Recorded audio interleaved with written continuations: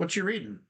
Oh, just the Mysteries of the Unknown by Time Life Books, the Psychic Powers edition, back when we all thought we had psychic powers. In the Bermuda Triangle. And the Bermuda Triangle, also available in Time Life Books. Right.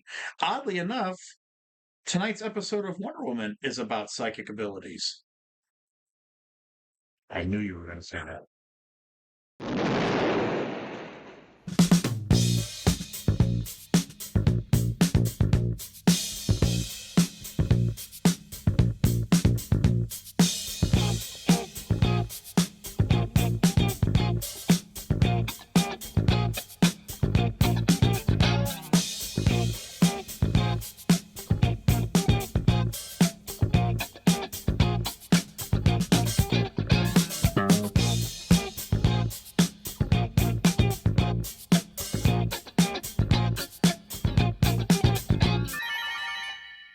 Welcome to another episode of The Wonderful World of Wonder Woman, where tonight we're going to be talking about Season 2, Episode 3, The Man Who Could Move the World.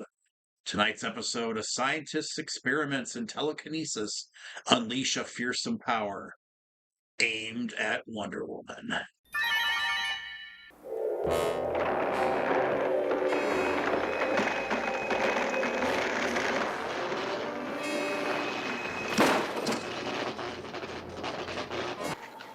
I won't fight you. Then defend yourself.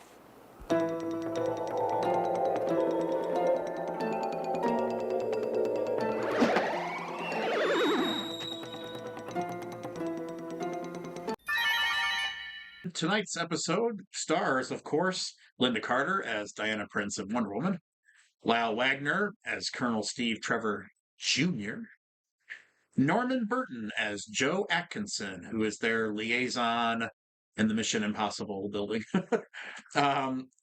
Guest stars include Yuki Shimoda as Dr. Takeo Ishida, Lou Ayres as Dr. Kenneth Wilson, also another doctor in the episode, are my favorite and yours, James Hong, the national treasure, international treasure. Yes, that is James Hong, plays Oshima, a helper with the government. J. Kenneth Campbell plays Taft, a claustrophobic doctor. And then we also have Peter Kwong of as Rain, Big Trouble in Little China fame, as the doctor's brother, Dr. Ishida's brother, as a boy. So that's two Big Trouble in Little China alum, and that's in right. One episode One of episode of Wonder Woman. Yeah, amazing. I love this episode. There's so much about this episode. This is I'm only half joking when I say that. I bought this with my own big boy money. Yeah. I love the whole idea that back in the 70s everybody thought they had psychic powers. I mean, I carried around if you remember, it was a small paperback of the Bermuda Triangle and Psychic Powers, and it had the crystal skull on the cover. Yep. Yeah, And that was mine. My biggest fear growing up when I was little was one day I was going to spontaneously combust. Mine was quicksand. Oh yeah. Turns out none of those are real. No. But that being said, this episode is one of my favorites from the modern era Wonder Woman. I love the fact that they gave her something more than just a cloned Hitler or a gangster to fight. I love that she was out. She was basically overpowered, like if not for certain plot complications, right. She was overpowered.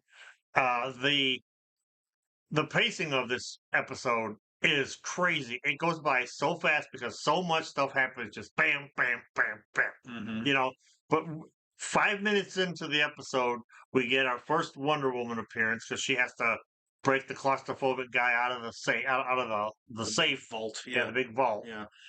They're not. She's in it as a character quite a bit, which never hurts. No.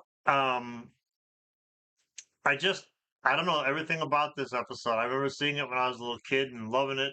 I watched it again back in I think the 90s when I think Sci-Fi Channel picked up Wonder Woman or or one of those channels did, and I watched them all back then.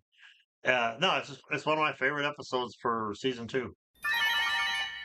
Yeah, I like the fact that it ties into all the stuff we believed in the 70s, Yeah, including the government doing research on psychic abilities Yeah. with the military. yep. A lot of So LSD. yeah, and so I mean I like the fact that uh it starts out a very small plot. They're just trying to like talk about this doctor and hmm investigate him. Again, I like the Mission Impossible setup. I like the voice on the TV Yeah, telling them what to do that's and the what they're. president, by the Oh, way. is it the president? Yeah, because Oh, I he missed that mentioned part. how he had Oh, to go throw out the oh. first pitch.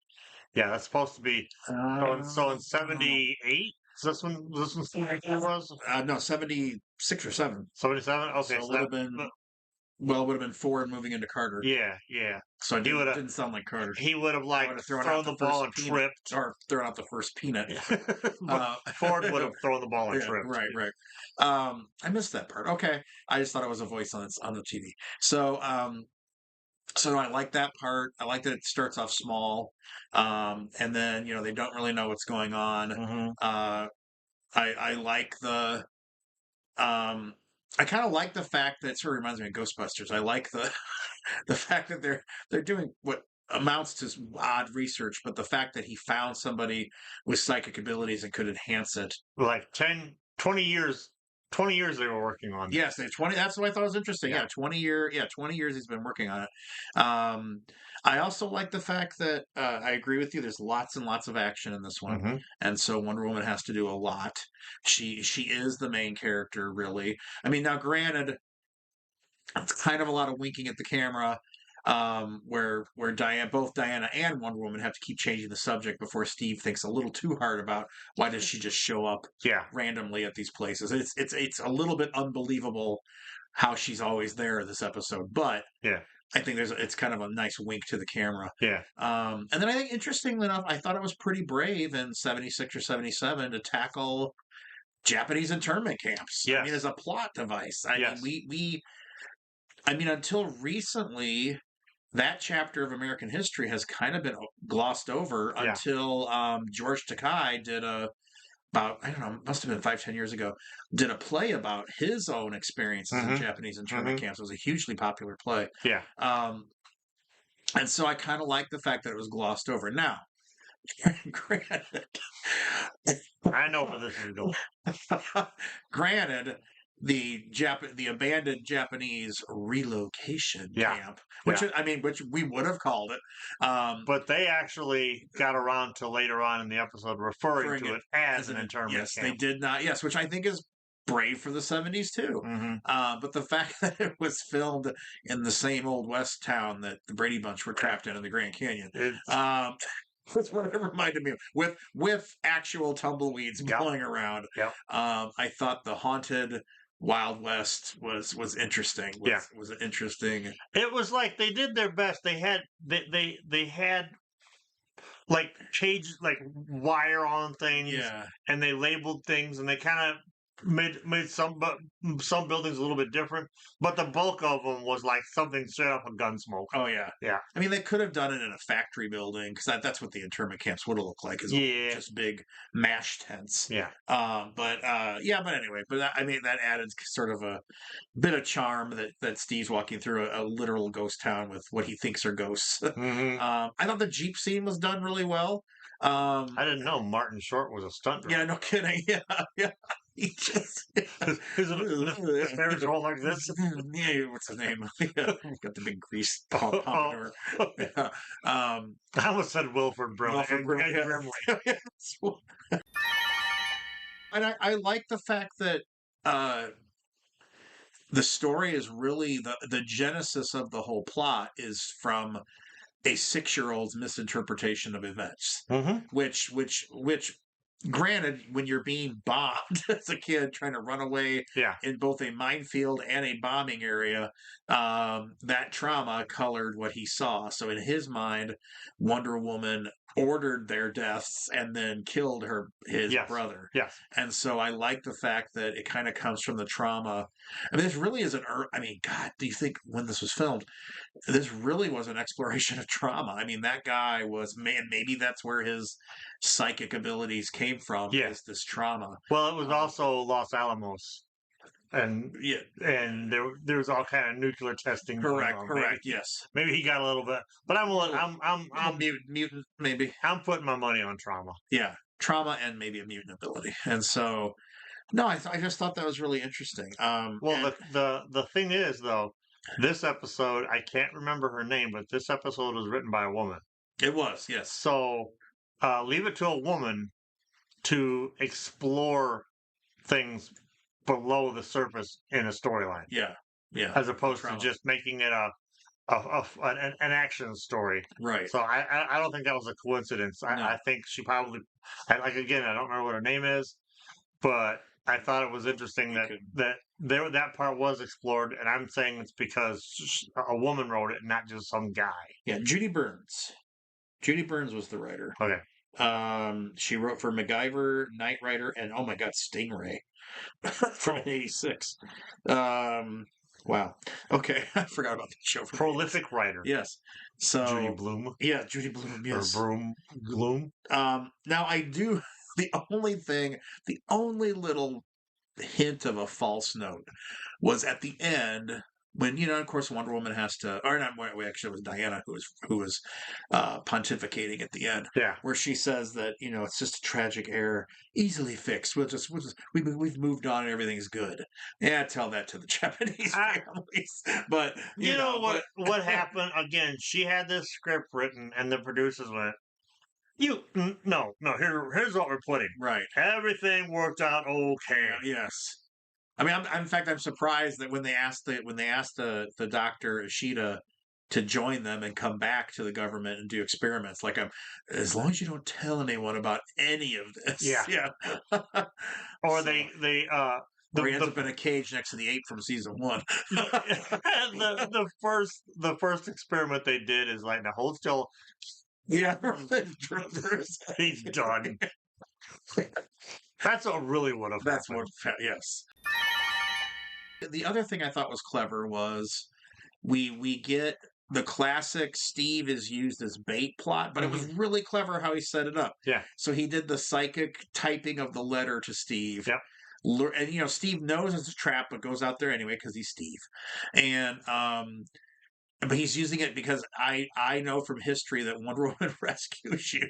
Yeah. And so I thought that was kind of clever. Yeah. So turns that on its head.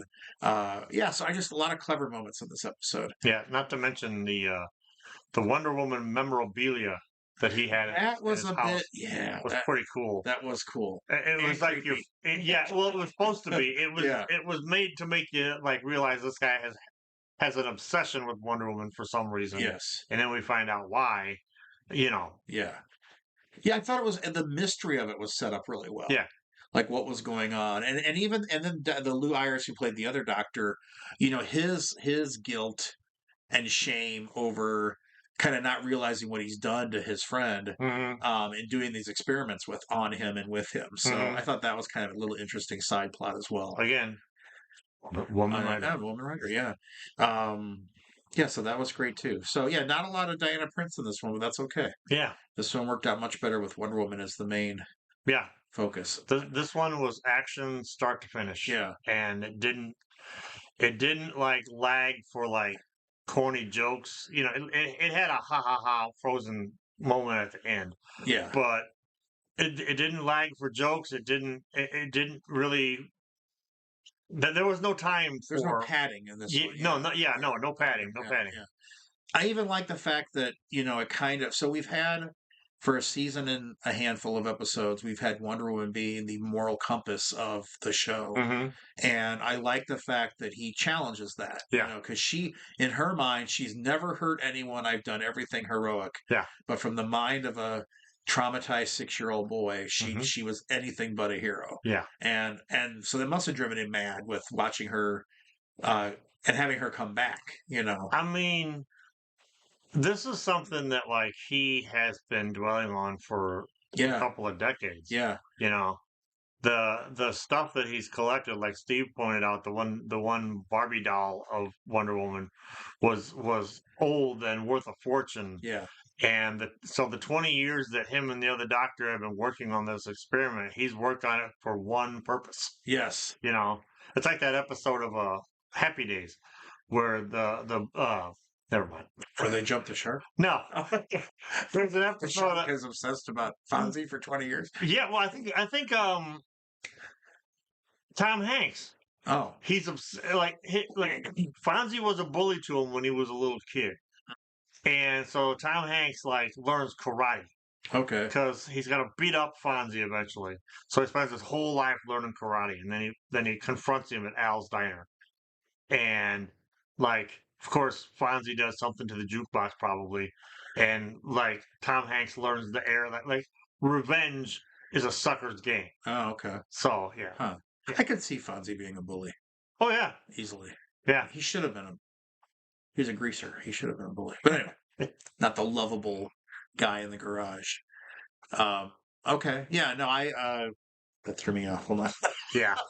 For the record, I hate Happy Days and everything it stands for, Yes. but some episodes you just can't forget. Yes. Looking at you, Pinky Texter. And the Malachi Crunch.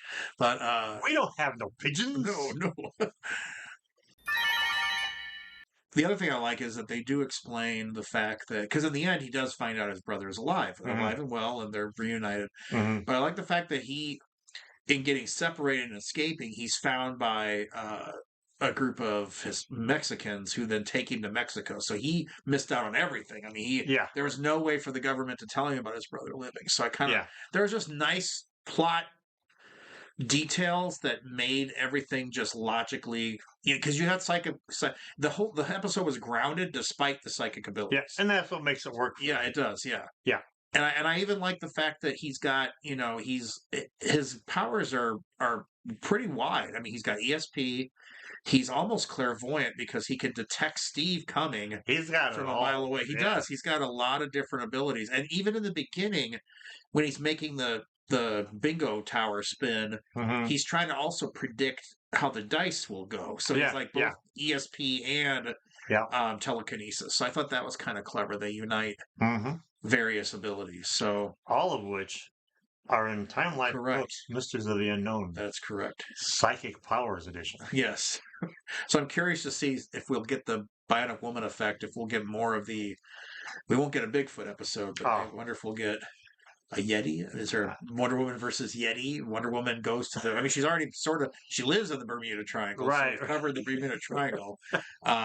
We've had aliens, right? Have we had? Yes, we've had aliens. So, and we'll see what else. We'll see what else we get. Maybe the John Saxon character from season 1 is actually one of those aliens from the Bionic Woman. That'd be great. Yeah.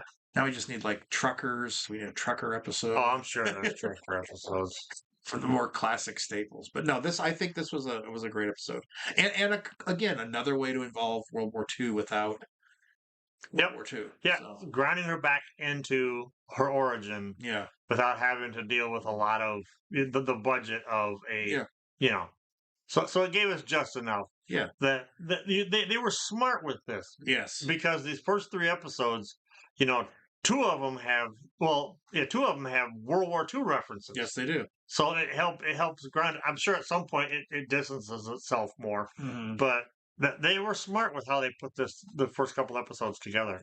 Given the fact that they had to be a rush job. Yeah. Given the fact that at the last minute they were told they had to put it in the 70s in modern times. So it's pretty clever that they did this. So yeah, I like that a lot. Yeah. So no, big thumbs up for me on this episode. Bobby Peru, just like the country. All right. Well, I think that's going to wrap up this episode of the Wonderful World of Wonder Woman. Any parting shots? Can you tell? Here, you tell me what my parting shot is. Parting shot is I'm Paul and you're Mark. Correct. Excellent. Man, this right. book pays for itself. I think the guy that I bought this from off eBay keeps sending me emails. Do you want any more? Because he's got like hundreds of them. We should buy them all. Oh, eventually I will. We should. Yeah, we could do it. You know what? Let us know in the comments if you want us to do a whole show about these books. We'll do it. But awesome. Having said all that, I'm Paul, I'm Mark. and this has been the wonderful world of Wonder Woman. We could do a review of like In Search of with Leonard Nimoy, Oh, and then combine it with these books, but do a whole series on that. Find the book that matches the episode. Even just doing a In Search of series.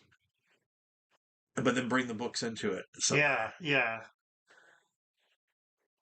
maybe there's something. No. It's happening. It's happening. No, maybe. I'm gonna write this down. Chicago. A man is about to get on a routine flight. Suddenly he pauses. He doesn't know why, but he's got to walk away. An hour later, the plane goes down in flames. It's dismissed as chance. Britain. A woman has a sudden image of a black mountain that's moving, with children trapped underneath it. 2 hours later, a Welsh schoolhouse is buried in an avalanche of coal slag. It's dismissed as coincidence. Northern Texas. An unidentified flying object is reported by at least a dozen people. Although there were no storms in the area, it's dismissed as lightning. Now, Time Life Books announces an important new library, Mysteries of the Unknown, a series that explores the most controversial phenomena of our time and tells you everything that can be known. The Midwest. A mother feels a sharp pain in her right hand. Far away at that exact same moment, her daughter screams as she touches a hot pan. Just chance? Or is it telling us something about our own untapped capabilities? Mysteries of the Unknown goes deeper into unexplained phenomena than ever before. It documents the facts and uncovers what people were never willing to talk about. Stonehenge. A visitor fashions a wire antenna in the shape of an ancient Egyptian symbol. He points it at the stones, and a surge of power rushes into his arm, knocking him unconscious. Was it all in his mind, or was it much more than that? To experience Mysteries of the Unknown, examine your first volume, Mystic Places, for 10 days free. Then decide if you want to dismiss it. To order your first book, Mystic Places, call 1-800-532-1100. Examine it for 10 days. Keep it and pay just $12.99 plus $2.98 shipping and handling. Other books will follow, one about every other month. Keep only the ones you want. Cancel at any time. Call 1-800-532-1100. Just a little screw here. I wonder if that has any. Is that from your stuff? I don't recognize it. Okay. Well, it fell out of my head, though.